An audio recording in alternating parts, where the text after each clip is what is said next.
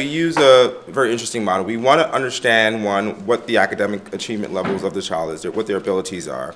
We understand what kind of learner they are. Like most private services such as Sylvan and Kaplan, they don't spend time to learn the social development aspect of a child or how the child learns. They just focus whether or not they can add, subtract, or divide. So we use kind of a social approach that lends to my nonprofit background.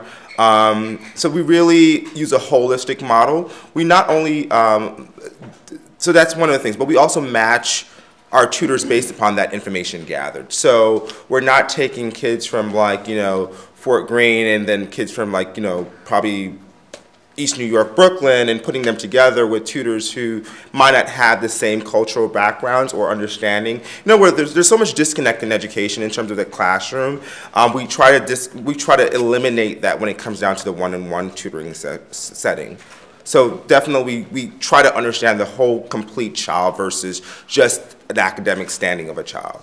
It sounds like there's sort of an element where you're helping disadvantaged kids. So how is that paid for? So we have an interesting model. We do have fee-for-service where our parents are paying, say top dollar for services. It ranges as much as $60 per hour. We are a for-profit organization, so we do keep our bottom line very high in terms of cost per student. We are charging the government top dollar to work with our kids.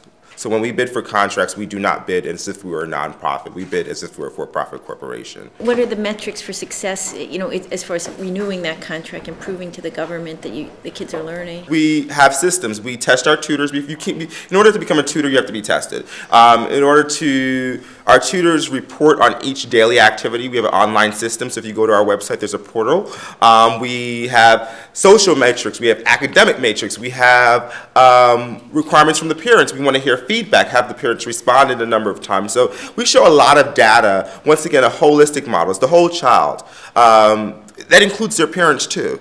So there is some evaluation that we look at. There's some specific tools that we look at or items that we look at in terms of evaluating. But we have a real structured system that's followed by New York State curriculum. So we do follow the state curriculum. We're not like other test prep companies who create curriculum and then further confuses the child.